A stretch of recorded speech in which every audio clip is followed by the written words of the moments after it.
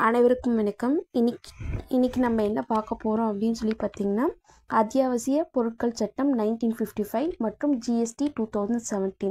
அதுக்கு முன்னாடி a very happy new year. நம்ம ஏற்கனவே கூட்டுறவு சப்ஜெக்ட்ஸில் கூட்டுறவு வங்கியில் ஒரு 5 பாடம் முடிச்சிருக்கோம். அதுக்கப்புறம் தமிழில் ஒரு சில டாபிக்ஸில் தமிழ் அறிஞர்கள் கம்ப்ளீட்டாக முடிச்சிருக்கோம். அண்ட் தென் வந்து கூட்டுறவு தொடர்புடைய சட்டங்களில் ஏற்கனவே ஒரு 3 சட்டத்தை பற்றி டிஸ்கஸ் பண்ணியிருக்கோம். இன்றைக்கி வந்து 2 சட்டம் பார்க்க போகிறோம். ஏன் இந்த தொடர்புடைய சட்டங்கள் இம்பார்ட்டண்ட் அப்படின்னு நான் சொல்கிறேன்னா, ஃப்ரெண்ட்ஸ் புக்கு வந்து பார்த்திங்கன்னா நியர்லி வந்து 260 பேஜஸ். அதில் ஆஃப் த பேஜ் வந்து பார்த்திங்கன்னா உங்களுக்கு ஒரு 16 லெசன்ஸ் வரும். மீதி ஆஃப் த பேஜ் வந்து இந்த லெசன்ஸ், அதாவது தொடர்புடைய சட்டங்கள் வரும். நம்ம அந்த லெசன் பார்ட்டுக்கு எவ்வளோ இம்பார்ட்டன்ஸ் தரோமோ அதே இம்பார்ட்டன்ஸ் இதுக்கும் கொடுக்கணும். ஏன்னா மார்க்கோட வெயிட்டேஜ் வந்து ஈக்குவலாக தான் ஷேர் ஆகும். ஓகே, வாங்க கிளாஸ்க்குள்ளே போகலாம். அதாவது வந்து பார்த்திங்கன்னா, மத்திய அரசு என்ன பண்ணுவாங்க அப்படின்னு பார்த்திங்கன்னா, மக்களோட நலன் கருதி ஒரு சில பொருட்கள் அப்படிலாம் அதை வந்து என்ன பண்ணுவாங்க, அத்தியாவசிய பொருட்கள் அப்படின்ட்டு அறிவிப்பாங்க. ஏன் அப்படின்னு சொல்லி பார்த்திங்கன்னா, அந்த அத்தியாவசிய பொருட்களை யாரும் பதுக்கக்கூடாது, கடத்தக்கூடாது. அதுக்கு அந்த மாதிரி பதுக்கிறது கடத்துறதுலாம் பண்ணாங்க அப்படின்றது வந்து பார்த்திங்கன்னா மக்களுக்கு நிறைய டிமாண்ட் ஏற்படும். சரிங்களா? அது மட்டும் இல்லாமல் அந்த அத்தியாவசிய பொருட்கள் இருக்கு இல்லையா, அந்த அத்தியாவசிய பொருட்களை எவ்வளோ வந்து உற்பத்தி செய்யணும், எவ்வளோ வந்து விநியோகம் செய்யணும், எவ்வளோ வந்து வணிகம் செய்யணும், இது எல்லாத்தையும் தீர்மானிக்கிறது யார் அப்படின்னு பார்த்திங்கன்னா, இது எல்லாத்தையும் கட்டுப்படுத்துறது யார் அப்படின்னு பார்த்திங்கன்னா கவர்மெண்ட் தான் கட்டுப்படுத்தும். இன்னும் சிம்பிளாக சொல்லணும் அப்படின்னு சொல்லி பார்த்திங்கன்னா, இதோட விலையை நிர்ணயம் பண்ணுறது யார் அப்படின்னு பார்த்திங்கன்னா சென்ட்ரல் கவர்மெண்ட் தான் விலையை நிர்ணயம் பண்ணுவாங்க. அதுக்கப்புறம் வந்து இந்த சட்டத்தின் மூலிமா கடத்துறவங்க மேலே பதுக்கிறவங்க மேலே நடவடிக்கை எடுக்கலாம். அதுக்கப்புறம் வந்து பார்த்திங்கன்னா அது வந்து பறிமுதல் செய்யறதுக்கும் இந்த சட்டத்தில் வழிவகை இருக்குது. கூட்டுறவு சங்கங்களுக்கும் இந்த சட்டம் பொருந்தும். ஏன்னா நம்ம வந்து கூட்டுறவு சங்கங்கள் மூலமாக அத்தியாவசிய பொருட்களை கொள்முதல் செஞ்சு எதில் சேல் பண்ணுறோம், ரேஷன் ஷாப்ஸில் சேல் பண்ணிட்டு தான் இருக்கோம். ஓகேங்களா? அதுக்கப்புறம் சட்டப்பிரிவு 7 என்ன சொல்கிறாங்க, இங்கே சட்டப்பிரிவு 7ன்றது கரெக்டாக ஞாபகம் வச்சுக்கோங்க. சட்டப்பிரிவு 7 என்ன சொல்கிறாங்க அப்படின்னு பார்த்தீங்கன்னா, அதாவது இந்த சட்டத்திற்கு விரோதமாக நடக்கிற நபருக்கு 3 மாதத்துலேருந்து 7 வருஷம் வரைக்கும் ஜெயில் தண்டனையும் உடன் அபராதமும் விதிக்கலாம் அப்படின்னு சொல்கிறாங்க. இயர் 1955 இது எப்படி ஃப்ரெண்ட்ஸ் ஞாபகம் வச்சுக்கிறது அப்படின்னு பார்த்தீங்கன்னா,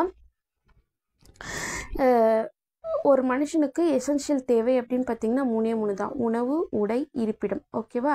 இந்த கொரோனா பீரியடை நீங்கள் ஞாபகம் வச்சுக்கணும். கொரோனா பீரியடு ஏன் ஞாபகம் வச்சுக்கணும் அப்படின்னு பார்த்தீங்கன்னா, கொரோனா பீரியட்லேயும் இந்த எசென்ஷியல் கமாடிட்டிஸ் ஆக்ட் வந்தது. எதுக்காக அப்படின்னு பார்த்தீங்கன்னா, நம்மளுடைய மாஸ்க் இருக்கு இல்லையா, அந்த மாஸ்க் வந்து வெறும் 5 ரூபாய்க்கு தான் விற்கணும் அப்படின்றது வந்து கவர்மெண்ட் வந்து லா போட்டாங்க. அதுக்கப்புறம் வந்து சானிடைசர்ஸ் பாட்டில்ஸ்லாம் வந்து பார்த்திங்கன்னா 25 to 30 ருபீஸ்க்குள்ளே தான் சேல் பண்ணணும் அப்படின்றது ஆர்டர் பண்ணிட்டாங்க.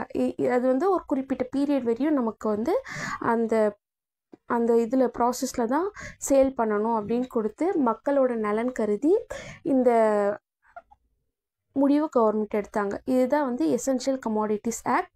மொத்தம் 5 விஷயம் கொரோனா ஞாபகம் வந்துட்டு. எசென்ஷியல் கமாடிட்டிஸ் ஆக்ட்னா உணவு, உடை, இருப்பிடம், சானிடைசர், மாஸ்க். ஓகேங்களா? நெக்ஸ்ட் நம்ம என்ன பார்க்க போகிறோம், GST. Okay, goods and service tax 2017. ஏன் ஃப்ரெண்ட்ஸ் இது இம்பார்ட்டன்ட், தினம் நம்ம பே பண்ணிகிட்ருக்கோம் ஜிஎஸ்டி. ஓகேவா? சரி, ஜிஎஸ்டி ஃபஸ்ட்டு எங்கே அறிமுகம் பண்ணாங்க அப்படின்னு பார்த்தீங்கன்னா, ஃப்ரான்ஸ் நாட்டில் அறிமுகம் பண்ணியிருப்பாங்க. எந்த வருஷம் அறிமுகம் பண்ணாங்கன்னு பார்த்தீங்கன்னா 1954 அறிமுகம் பண்ணியிருப்பாங்க. எத்தனை நாடுகள் ஜிஎஸ்டியை பின்பற்றுறாங்க அப்படின்னு பார்த்தீங்கன்னா 159 நாடுகள் பின்பற்றிருக்காங்க. இது வந்து ஒரு மறைமுக வரி அப்படின்னு சொல்கிறாங்க.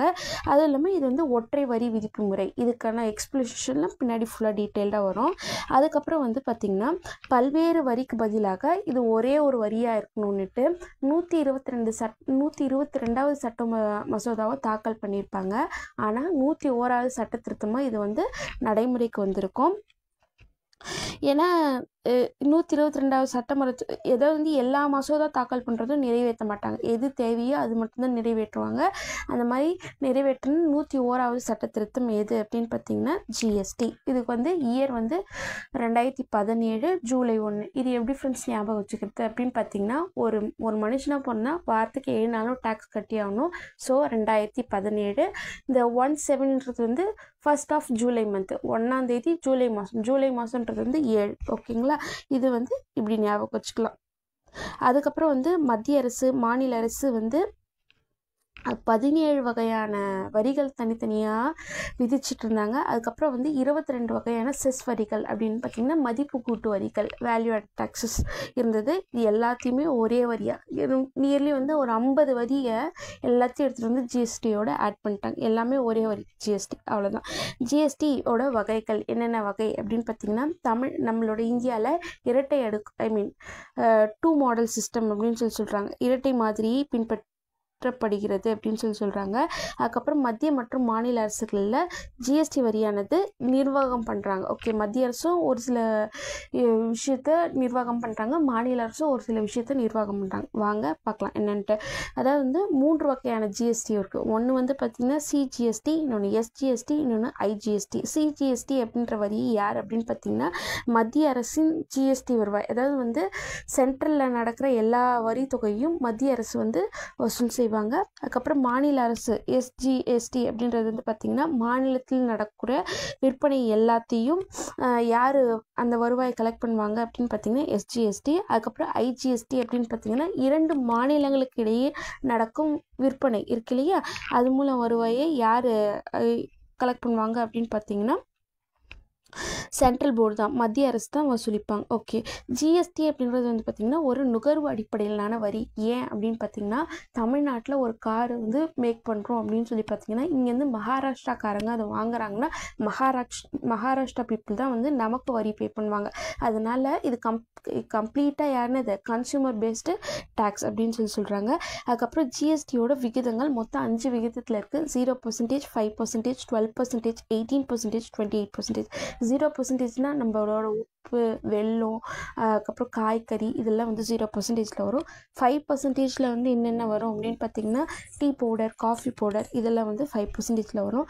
12%ல் வந்து என்னென்ன வரும் அப்படின்னு பார்த்திங்கன்னா வெண்ணெய், அதுக்கப்புறம் பாதாம் பருப்பு அதெல்லாம் வந்து 12%ல் வரும். 18% அப்படின்னு பார்த்திங்கன்னா நம்மளோட மொபைல் ஃபோன்ஸு, அதுக்கப்புறம் வந்து பரோட்டா இருக்கு இல்லையா, நம்ம சாப்பிட்ற பரோட்டா, நீங்கள் என்ன பெரிய ஹோட்டலில் போய் சாப்பிட்டிங்கன்னா நம்ம சாப்பிட்ற பரோட்டாவுக்கு வந்து 18% டேக்ஸு.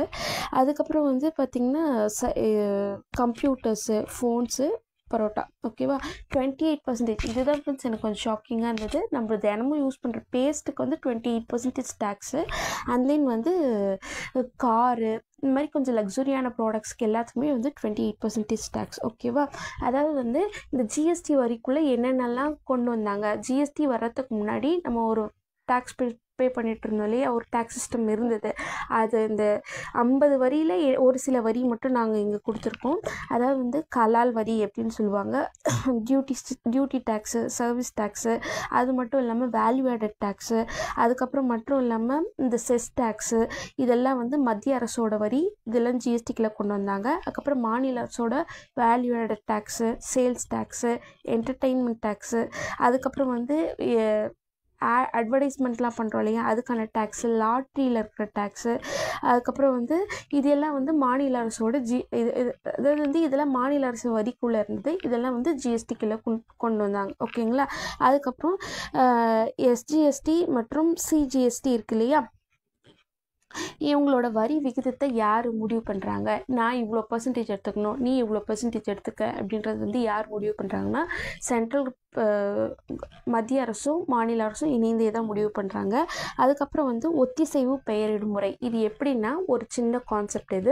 இதுக்கு முன்னாடி ஒரு இப்போ நம்ம வந்து தினம் வந்து வேர்க்கடலை யூஸ் பண்ணுறோம் இல்லையா, வேர்க்கடலையை வந்து நம்ம ஒரு சிலவங்க வேர்க்கடலைன்னு சொல்லுவாங்க, ஒரு சிலவங்க நிலக்கடலைன்னு சொல்லுவாங்க, ஒரு சிலவங்க மலாட்டுன்னு சொல்லுவாங்க, இங்கிலீஷில் பீனட், ஒரு சிலவங்க வந்து கலக்கா அப்படின்னு சொல்லுவாங்க. இது எல்லாத்தையும் வந்து ஜிஎஸ்டி சிஸ்டம்குள்ளே கொண்டு வந்தால் ரொம்ப கன்ஃபியூஷனாக இருக்கும். அதனால் வந்து என்ன பண்ணியிருப்பாங்க அப்படின்னு பார்த்திங்கன்னா ஒரு காமன் நேம், அந்த காமன் நேமுக்கு இருக்கும், அதுக்கு வந்து ஒரு 8 டிஜிட் நம்பர் இருக்கும், ஓகேவா. அது அந்த டேக்ஸ் பண்ணுறப்ப அந்த 8 டிஜிட் நம்பரில் தான் பண்ணுவாங்க, அந்த அந்த மாடல் தான் ஃபாலோ பண்ணுவாங்கன்னு வச்சுக்கோமே. இதுதான் வந்து ஒத்திசைவு பெயரிடும் முறை, ஓகேவா. ஹார்மோனைஸ்ட் சிஸ்டம் ஃபார் நாமன்கிளேச்சர் அப்படின்ட்டு வரும். இந்த 8 இலக்க குறியீடு தான் ரொம்ப இம்பார்ட்டன்ட், இது ஞாபகம் வச்சுக்கோங்க. ஜிஎஸ்டியோட ரொம்ப முதுகெலும்பு அப்படின்னு பார்த்தீங்கன்னு வச்சுக்கோங்களேன், ஜிஎஸ்டிஎன் அப்படின்னு சொல்கிறாங்க. ஜிஎஸ்டிஎன் அப்படின்னா goods and service tax network அப்படின்ட்டு. அதாவது அந்த சட்டத்தின் கீழே ஒரு பொருளை 10 கிலோமீட்டருக்கு மேலே கொண்டு போகிறோம், இல்லை 50,000க்கும் மேலே இருக்கிற சரக்கை வந்து எடுத்துகிட்டு போகிறோம் அப்படின்னா கண்டிப்பாக ரிசிப்ட் இல்லாமல் போகக்கூடாது. அவ்வளோதான், இதுதான் இந்த கான்செப்ட். அதுக்கப்புறம் ஜிஎஸ்டி கவுன்சில் இருக்குது. அதோட தலைவர் யார் இருப்பார்? ஜிஎஸ்டி கவுன்சிலோட தலைவர் யாருன்னா மத்திய நிதி அமைச்சராக இருப்பாங்க.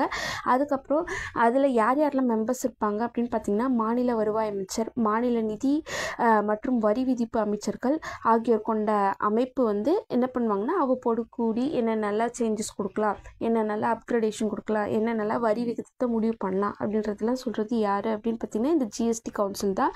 அதுக்கப்புறம் நம்ம ஏற்கனவே பார்த்தோம் இல்லையா, ஜிஎஸ்டிஎன் அப்படின்னு goods and service tax network.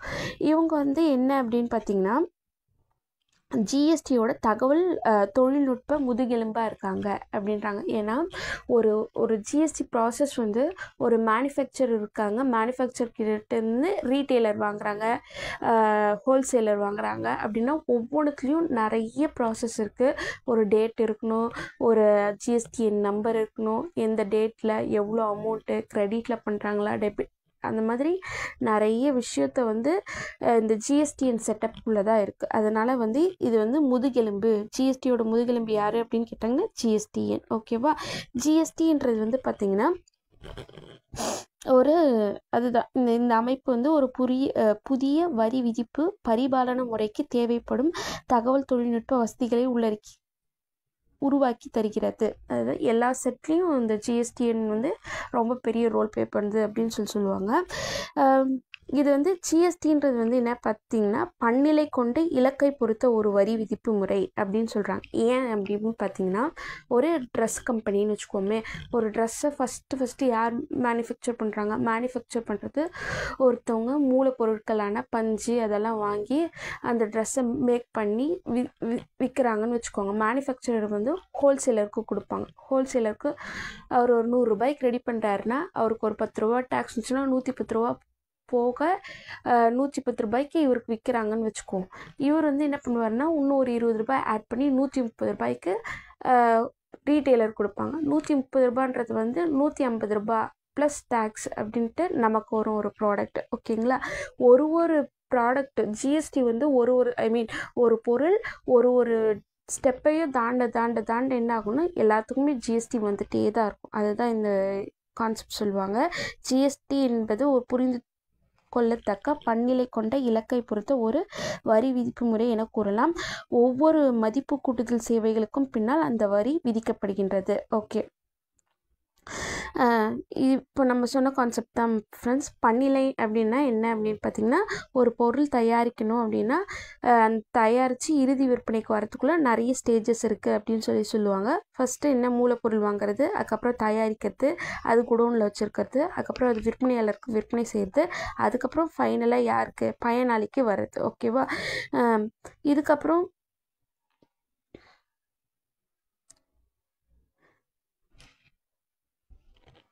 சரக்கு மற்றும் சேவை வரியின் அவசியம். ஏன் இந்த ஜிஎஸ்டின்றது அவசியம்? ஓகே, 2 டைப் ஆஃப் இதில் இருக்குது. வரி வந்து 2 விதமாக செலுத்துகிறோம். ஒன்று வந்து நேரடி வரி, இன்னொன்று வந்து மறைமுக வரி. நேரடி வரி அப்படின்னா என்ன அப்படின்னா, அதாவது வந்து நம்மளுடைய வரிச்சுமையை யாராலையும் பகிர முடியாது, அதுதான் நேரடி வரி. மறைமுக வரி அப்படின்னு பார்த்திங்கன்னா நம்மளோட வரி இன்னொருத்தர் மூலமாக செலுத்தப்படுறோம். ஓகேவா? நேரடி வரிக்கு எக்ஸாம்பிள் வந்து வருமான வரி. ஓகேவா? நம்ம ஒரு சம்பளம் வாங்குகிறோம், நமக்கான வரியை நாம்ளே கட்டிடுவோம், அதுதான் வந்து டிடிஎஸ் அப்படின்னு போட்டு சேலரியில் எடுத்துருவாங்க. இதே வந்து கடைக்காரங்கிட்டேருந்து ஒரு பொருள் வாங்குகிறோம், அந்த பொருளை என்ன பண்ணுவார்? கடைக்காரருக்கு அந்த பொருள் வாங்கிறதுக்கான வரியை வந்து நம்ம கடைக்காரர்கிட்ட கொடுப்போம், கடைக்காரர் வந்து அரசாங்கத்துக்கு செலுத்துவார். சரியா? இதுதான் வந்து மறைமுக வரி. அவ்வளோதான். இது வந்து ஜிஎஸ்டின்றது வந்து ஒரு மறைமுக வரி, அதுதான் ஃபஸ்ட்டு சொன்னது. அதுக்கப்புறம் வந்து பார்த்திங்கன்னா, இப்போ வந்து நான் ஒருத்தவங்களுக்கு டேக்ஸாகவே 10,000 ரூபாய் பே பண்ணுறேன்னு வச்சுக்கோமே. ஒரு பொருள் வாங்கிட்டு வெறும் டேக்ஸ் மட்டுமே 10,000 ரூபாய் பே பண்ணுறேன். அதில் வந்து பார்த்திங்கன்னா ஆனால் வந்து அந்த கடைக்காரங்க வந்து 5,000 தான் பே பண்ணி அந்த பொருளை வாங்கியிருக்காங்க. நான் வந்து ஒரு 5,000 எக்ஸ்ட்ரா பே பண்ணுறேன்னு வச்சுக்கோங்க. அந்த 5,000 ரூபாய் வந்து உடனே அவர் பே பண்ண டேக்ஸ் உடனே அவருக்கு கிடச்சிரும். மீதி இருக்கிற அந்த 5,000 தான் அவர் வந்து அரசுக்கு செலுத்த வேண்டியதாக இருக்கும். ஸோ அதனால் இந்த டாக்ஸேஷன் வந்து ரொம்ப ஈஸியாகிடுது. நம்ம வந்து கவர்மெண்ட் கிட்ட போய் தான் நமக்கு வரணும்னு கிடையாது. மக்கள்கிட்டேருந்தே அவங்க கலெக்ட் பண்ணிடுறாங்க கடைக்காரர்கள். அதுதான் வந்து இந்த கடைசி பாயிண்ட்டு. உள்ளீட்டு வரி விதிப்பு காரணமாக ஒவ்வொரு நபரும் முறையும் வரி விலக்கு பெறுகிறார்கள் அப்படின்னு சொல்கிறாங்க. அதுக்கப்புறம் வந்து பார்த்திங்கன்னா, இரண்டாவதாக உள்ளீட்டு வரி விதிப்பை அனுமதித்து வரி சுமையை குறைத்து இறுதி விலையை குறைக்கும் அப்படின்னு சொல்லுவாங்க. ஓகேங்களா? இந்த மாதிரி இது வந்து கொஞ்சம் காம்ப்ளிகேட்டடாக இருக்கும். ஆனால் நான் சொன்ன கான்செப்ட் தான் இது. ஃப்ரெண்ட்ஸ், இன்றைக்கி வந்து 2 விஷயம் பார்த்தோம். ஒன்று வந்து எசென்ஷியல் கமாடிட்டிஸ் ஆக்ட் 1955, இன்னொன்று வந்து ஜிஎஸ்டி 2017. இதுக்கு முன்னாடி வந்து 3 விஷயம் பார்த்துருக்கோம். அது எல்லாமே வந்து உங்களுக்கு லிங்க்கில் டிஸ்கிரிப்ஷனில் தரேன். நீங்கள் பாருங்கள், கண்டிப்பாக யூஸ்ஃபுல்லாக இருக்கும். தேங்க்யூ. உங்களோட ஃப்ரெண்ட்ஸ்க்கு வந்து ஷேர் பண்ணுங்கள். எக்ஸாம் ப்ரிப்பேர் பண்ணுறவங்களுக்கு ரொம்ப யூஸ்ஃபுல்லாக இருக்கும். தேங்க்யூ.